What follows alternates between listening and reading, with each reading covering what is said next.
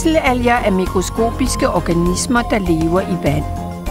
Kiselalger kan have mange former, blandt andet cirkulære, halvmåneformede og bådformede. Kiselalger har en ydre skal, der er lavet af meget fint udformet gennemsigtigt glas. Kiselalger grupperes og klassificeres efter formen og skallens mønster. Der er tusindvis forskellige arter af kiselalger. De forskellige arter af kiselalger lever i forskellige omgivelser og miljøer. Hvis miljøet ændres, vil det være andre arter af kiselalger, der findes i det nye miljø. Derfor kan vandkvaliteten af f.eks. søer og vandløb bestemmes ved at se, hvilke kiselalger, der findes i vandet. Så lad os tage til et vandløb, som f.eks. en flod, og indsamle nogle kiselalger. Her løber floden gennem et boligområde.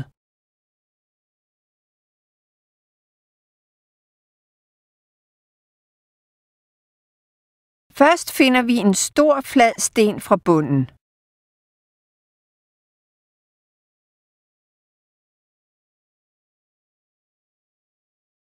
Se, der er en brunlig belægning på stenens overflade.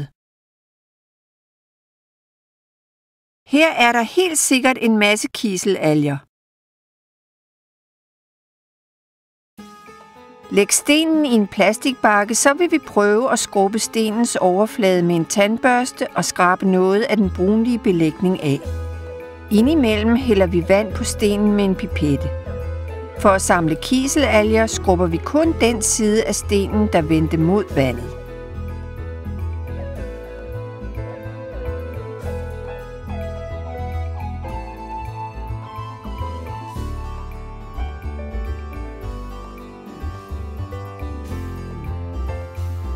Til sidst vasker vi stenen ren ved at sprøjte vand på den med en pipette.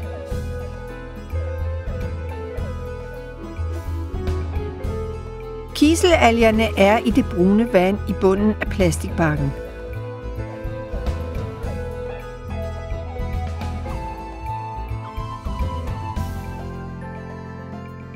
Lad os nu se på de indsamlede kiselalger i et mikroskop.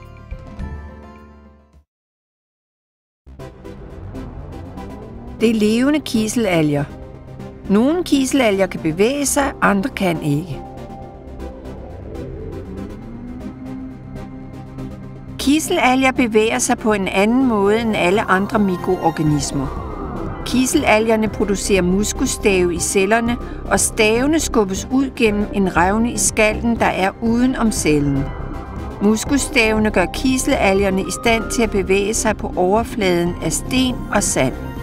Selvom kiselalger laver fotosyntese ligesom mange andre organismer, så indeholder de gult pigment i deres grønkorn eller kloroplaster.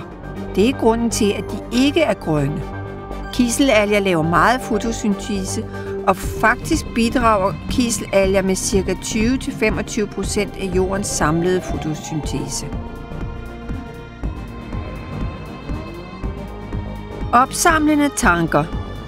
Kiselalger spiller en vigtig rolle i jordens totale fotosyntese. Se venligst del 2 for at se, hvordan videnskabsfolk kan studere mønstrene på kiselalgers glasskal.